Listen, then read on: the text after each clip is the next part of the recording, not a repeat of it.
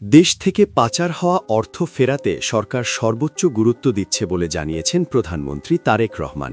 জাতীয় সংসদে প্রশ্নোত্তর পর্বে তিনি জানান, অর্থ পাচার রোধ ও পাচারকৃত সম্পদ পুনরুদ্ধারে নেওয়া হয়েছে বহুমুখী উদ্যোগ। খুব স্বাভাবিকভাবেই জনগণের অর্থ ফিরিয়ে নিয়ে এসে জনগণের জন্য এবং দেশের জন্য সেটি ব্যয় করা এই সরকারের অন্যতম প্রধান দায়িত্ব। প্রধানমন্ত্রী বলেন, 2009 থেকে 2023 সাল পর্যন্ত সময়ে বাংলাদেশ থেকে প্রায় 234 বিলিয়ন মার্কিন ডলার অবৈধভাবে পাচার হয়েছে। প্রতি বছর গড়ে প্রায় 16 বিলিয়ন ডলার দেশের বাইরে চলে গেছে বলে শ্বেতপত্র কমিটির তথ্যে উঠে এসেছে। অর্থ পাচারের গন্তব্য হিসেবে প্রাথমিকভাবে 10টি দেশ চিহ্নিত করা হয়েছে। এর মধ্যে রয়েছে যুক্তরাষ্ট্র, যুক্তরাজ্য, কানাডা, সুইজারল্যান্ড, অস্ট্রেলিয়া, থাইল্যান্ড, সংযুক্ত আরব আমিরাত, সিঙ্গাপুর, মালয়েশিয়া এবং হংকং, চীন।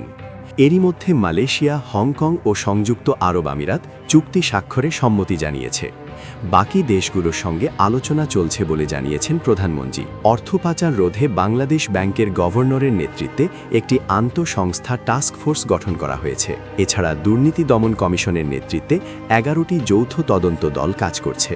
সরকার জানায়, 25 মার্চ 2026 পর্যন্ত দেশে প্রায় 57,000 কোটি টাকার সম্পদ এবং বিদেশে প্রায় 13,000 কোটি টাকার সম্পদ জব্দ বা অবরুদ্ধ করা হয়েছে।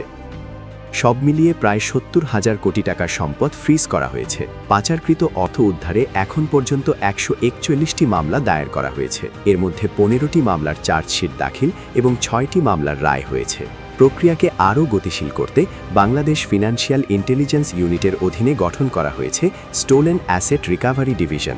সরকার বলছে, দুর্নীতি ও অর্থ পাচারের বিরুদ্ধে এই কার্যক্রম চলমান থাকবে এবং পাচার হওয়া সম্পদ দেশে ফিরিয়ে আনার মাধ্যমে অর্থনীতিকে আরও শক্তিশালী করা হবে।